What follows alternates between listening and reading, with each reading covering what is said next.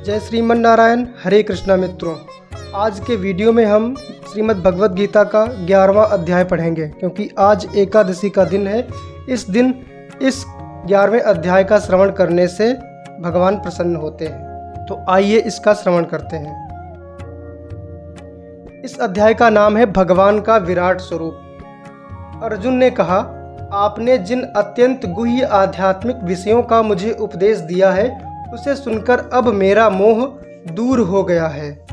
हे कमल नयन, मैंने आपसे प्रत्येक जीव की उत्पत्ति तथा लय के विषय में विस्तार से सुना है और आपकी अक्षय महिमा का अनुभव किया है।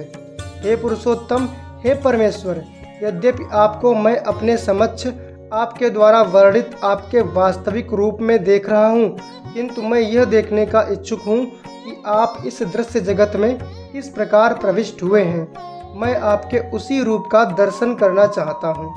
हे प्रभु, हे योगेश्वर, यदि आप सोचते हैं कि मैं आपके विश्व रूप को देखने में समर्थ हो सकता हूँ, तो कृपा करके मुझे अपना असीम विश्व रूप दिखलाइए। भगवान ने कहा, हे अर्जुन, हे पार्थ, अब तुम मेरे ऐश्वर्य को सैकड़ों हजारों प्रकार के दैवी और विविध रंगों वाले रूपों को देखो। हे भारत, लो, तुम आदित्यों, वसुओं, रुद्रों, अश्विनी कुमारों तथा अन्य देवताओं के विभिन्न रूपों को यहाँ देखो। तुम ऐसे अनेक आश्चर्यमय रूपों को देखो जिन्हें पहले किसी ने ना तो कभी देखा है ना सुना है। हे अर्जुन, तुम जो भी देखना चाहो उसे तत्क्षण मेरे इस शरीर में देखो। तुम इस समय तथा भविष्य में भी जो भी देखना चाहते हो उसको यह विश्व रूप दिखाने वाला है। यहाँ एक ही स्थान पर चर अचर सब कुछ है, किंतु तुम मुझे अपनी इन आँखों से नहीं देख सकते, अतः मैं तुम्हें दिव्य आँखें दे रहा हूँ। अब मेरे योग ऐश्वर्य को देखो। संजय ने कहा, हे राजा, इस प्रकार कहकर महायोगेश्वर भगवान ने अर्जुन को अपना विश्व रूप दिखलाया। अर्जुन ने उस विश्व रूप में असंख्य मुख, असंख्य नेत्र, असंख्य आश्चर्यमय दृश्य देखे। यह रूप अनेक दैवी आभूषणों से अलंकृत था और अनेक दैवी हथियार उठाए हुए था। यह दैवी मालाएं तथा वस्त्र धारण किए था और उस पर अनेक दिव्य सुगंधियां लगी थीं। सब कुछ आश्चर्यमय, तेजमय, असीम तथा सर्वत्र व्याप्त था। यदि आकाश में हजारों सूर्य एक साथ उदय हों तो उनका प्रकाश शायद परम पुरुष के इस विश्व रूप के तेज की समता कर सके। उस समय अर्जुन भगवान के विश्व रूप में एक ही स्थान पर स्थित हजारों भागों में विभक्त ब्रह्मांड के अनंत अंशों को देख सका। तब मोहग्रस्त और आश्चर्यचकित रोमांचित हुए अर्जुन ने प्रणाम करने के लिए मस्तक झुकाया और वो हाथ जोड़कर भगवान से प्रार्थना करने लगा। अर्जुन ने कहा, हे भगवान कृष्ण, मैं आपके शरीर में सारे देवताओं तथा अन्य विविध जीवों को एकत्र देख रहा हूँ। मैं कमल पर आसीन ब्रह्मा, शिव जी तथा समस्त ऋषियों एवं दिव्य सर्पों को देख रहा हूँ। हे विश्वेश्वर, हे विश्वरूप, मैं आपके शरीर में अनेकानेक हाथ, पेट, मुंह तथा आँखें देख रहा हूँ, जो सर्वत्र फैले हैं और जिनका अंत नहीं है। आप में न अंत दिखता है, न मध्य और न आदि। आपके रूप को उसके चकाचौंध तेज के कारण देख पाना कठिन है, क्योंकि वह प्रज्वलित अग्नि की भांति अथवा सूर्य के अपार प्रकाश की भांति चारों ओर फैल रहा है। तो भी मैं इस तेजोमय रूप को सर्वत्र देख रहा हूँ, जो अनेक मुकुटों, गदाओं तथा चक्रों से विभूषित है। आप परम आद्य ज्ञेय वस्तु हैं। आप इस ब्रह्मांड के परम आधार हैं। आप अव्यय तथा पुराण पुरुष हैं। आप सनातन धर्म के पालक भगवान हैं। यही मेरा मत है। आप आदि, मध्य तथा अंत से रहित हैं। आपका यश अनंत है। आपकी असंख्य भुजाएं हैं और सूर्य तथा चंद्रमा आपकी आंखें हैं।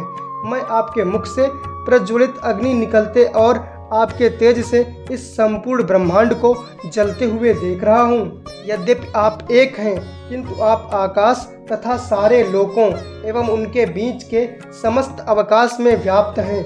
हे महापुरुष, आपके इस अद्भुत तथा भयानक रूप को देखकर सारे लोक भयभीत हैं। देवों का सारा समूह आपकी शरण ले रहा है और आप में प्रवेश कर रहा है। उनमें से कुछ अत्यंत भयभीत होकर हाथ जोड़े आपकी प्रार्थना कर रहे हैं।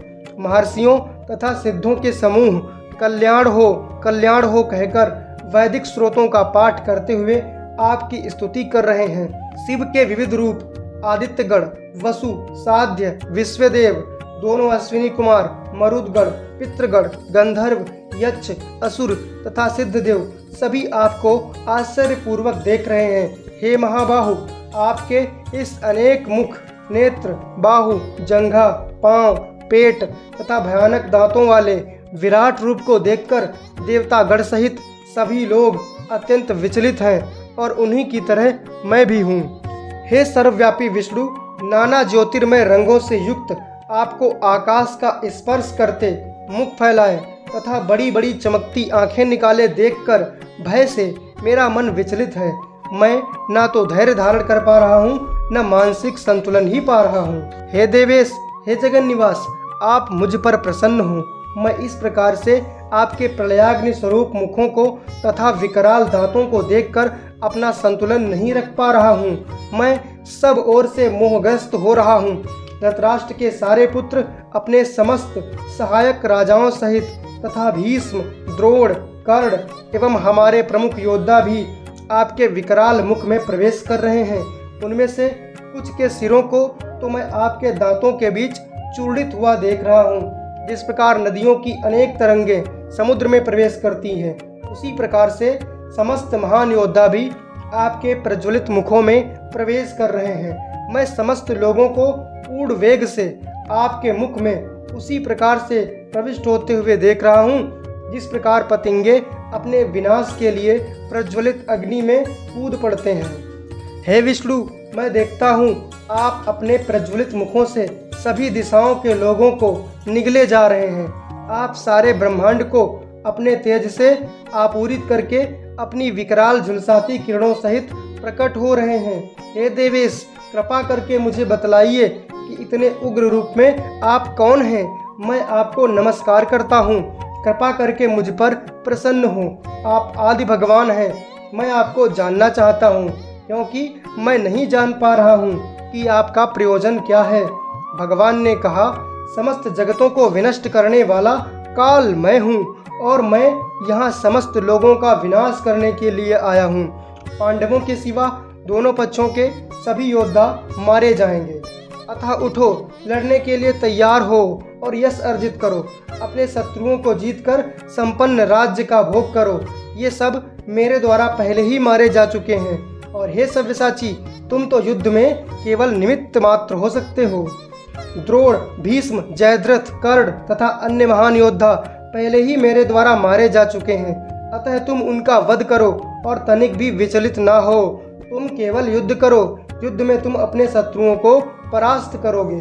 संजय ने धृतराष्ट्र से कहा, हे राजा, भगवान के मुख से इन वचनों को सुनकर कांपते हुए अर्जुन ने हाथ जोड़कर उन्हें बारंबार नमस्कार किया। फिर उसने भयभीत होकर अवरुद्ध स्वर में कृष्ण से इस प्रकार कहा। अर्जुन ने कहा, हे ऋषिकेश, आपके नाम के श्रवण से संसार हर्षित होता है और सभी लोग आपके प्रति अनुरक्त होते हैं। यद्यपि सिद्ध पुरुष आपको नमस्कार करते हैं, किंतु असुरगण भयभीत हैं और इधर उधर भाग रहे हैं। यह ठीक ही हुआ है। हे महात्मा, आप ब्रह्मा से भी बढ़कर हैं। आप आदि सृष्टा हैं, तो फिर वे आपको सादर नमस्कार क्यों न करें। हे अनंत, हे देवेश, हे जगन निवास, आप परम स्रोत, अक्षर, कारणों के कारण तथा इस भौतिक जगत से परे हैं। आप आदिदेव, सनातन पुरुष तथा इस दृश्य जगत के परम आश्रय हैं। आप सब कुछ जानने वाले हैं और आप ही वह सब कुछ हैं जो जानने योग्य है। आप भौतिक गुणों से परे परम आश्रय हैं। हे अनंत रूप, ये संपूर्ण दृश्य जगत आपसे व्याप्त है। आप वायु हैं तथा परम नियंता भी हैं। आप अग्नि हैं, जल हैं, चंद्रमा हैं। आप आदि जीव ब्रह्मा हैं और आप प्रपितामह हैं। अतः आपको 1000 बार नमस्कार है और पुनः पुनः नमस्कार है। आपको आगे पीछे तथा चारों ओर से नमस्कार है। हे असीम शक्ति, आप अनंत पराक्रम के स्वामी हैं। आप सर्वव्यापी हैं, अतः आप सब कुछ हैं। यही नहीं, मैंने कई बार आराम करते समय, एक साथ लेटे हुए या साथ साथ खाते या बैठे हुए, कभी अकेले तो कभी अनेक मित्रों के समक्ष आपका अनादर किया है। हे अच्युत, मेरे इन समस्त अपराधों को क्षमा करें। आप इस चर तथा अचर संपूर्ण दृश्य जगत के जनक हैं। आप परम पूज्य महान आध्यात्मिक गुरु हैं। ना तो कोई आपके तुल्य है, ना ही कोई आपके तुल्य हो सकता है। हे अतुल शक्ति वाले प्रभु, भला तीनों लोकों में आपसे बढ़कर कोई कैसे हो सकता है।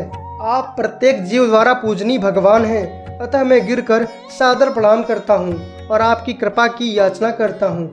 जिस प्रकार पिता अपने पुत्र की ढिठाई सहन करता है, या मित्र अपने मित्र की घृष्टता सहन करता है, या प्रिय अपनी प्रिया का अपराध सहन कर लेता है, उसी प्रकार आप कृपा करके मेरी त्रुटियों को सहन कर लें। पहले कभी न देखे गए आपके इस विराट रूप का दर्शन करके मैं पुलकित हो रहा हूँ, किंतु साथ ही मेरा मन भयभीत हो रहा है। अतः आप मुझ पर कृपा करें और हे देवेश, हे जगन निवास, अपना पुरुषोत्तम भगवत स्वरूप पुनः दिखाएं। हे विराट रूप, हे सहस्त्रभुज भगवान, मैं आपके मुकुटधारी चतुर्भुज रूप का दर्शन करना चाहता हूँ, जिसमें आप अपने चारों हाथों में शंख, चक्र, गदा तथा पद्म धारण किए हुए हैं। मैं उसी रूप को देखने की इच्छा करता हूँ। भगवान ने कहा, हे अर्जुन, मैंने प्रसन्न होकर अपनी अंतरंगा शक्ति के बल पर तुम्हें इस संसार में अपने इस परम विश्व रूप का दर्शन कराया है। इसके पूर्व अन्य किसी ने इस असीम तथा तेजोमय आदि रूप को कभी नहीं देखा था। हे गुरुश्रेष्ठ, तुमसे पूर्व मेरे इस विश्व रूप को किसी ने नहीं देखा, क्योंकि मैं ना तो वेदाध्ययन के द्वारा, ना यज्ञ, दान, पुण्य या कठिन तपस्या के द्वारा इस रूप में, इस संसार में देखा जा सकता हूँ। तुम मेरे इस भयानक रूप को देखकर अत्यंत विचलित एवं मोहित हो गए हो, अतः अब इसे समाप्त करता हूँ। हे मेरे भक्त, तुम समस्त चिंताओं से पुनः मुक्त हो जाओ। तुम शांत चित्त से अपना इच्छित रूप देख सकते हो। संजय ने धृतराष्ट्र से कहा। अर्जुन से इस प्रकार कहने के बाद भगवान कृष्ण ने अपना असली चतुर्भुज रूप प्रकट किया और अंत में 2 भुजाओं वाला अपना रूप प्रदर्शित करके भयभीत अर्जुन को धैर्य बंधाया। अब जब अर्जुन ने कृष्ण को उनके आदि रूप में देखा तो कहा, हे जनार्दन, आपके इस अतीव सुंदर मानवीय रूप को देखकर मैं अब स्थिर चित्त हूँ और मैंने अपनी प्राकृत अवस्था प्राप्त कर ली है। श्री भगवान ने कहा, हे अर्जुन, तुम मेरे जिस रूप को इस समय देख रहे हो उसे देख पाना अत्यंत दुष्कर है। यहाँ तक कि देवता भी इस अत्यंत प्रिय रूप को देखने की ताक में रहते हैं। तुम अपने दिव्य नेत्रों से जिस रूप का दर्शन कर रहे हो उसे ना तो वेदाध्ययन से, न कठिन तपस्या से, न दान से, न पूजा से ही जाना जा सकता है। कोई इन साधनों के द्वारा मुझे मेरे रूप में नहीं देख सकता। हे अर्जुन, केवल अनन्य भक्ति द्वारा मुझे उस रूप में समझा जा सकता है जिस रूप में मैं तुम्हारे समक्ष खड़ा हूँ, और इसी प्रकार मेरा साक्षात दर्शन भी किया जा सकता है। केवल इसी विधि से तुम मेरे ज्ञान के रहस्य को पा सकते हो। हे अर्जुन, जो व्यक्ति सकाम कर्मों तथा मनोधर्म के कलमश से मुक्त होकर मेरी शुद्ध भक्ति में तत्पर रहता है, जो मेरे लिए ही कर्म करता है, जो मुझे ही जीवन लक्ष्य समझता है और जो प्रत्येक जीव से मैत्री भाव रखता है, वो निश्चित ही मुझे प्राप्त करता है। इस प्रकार श्रीमद् भगवद गीता के 11वें अध्याय भगवान का विराट रूप का भक्ति वेदांत तात्पर्य पूर्ण हुआ। हरे कृष्णा, हरि बोल।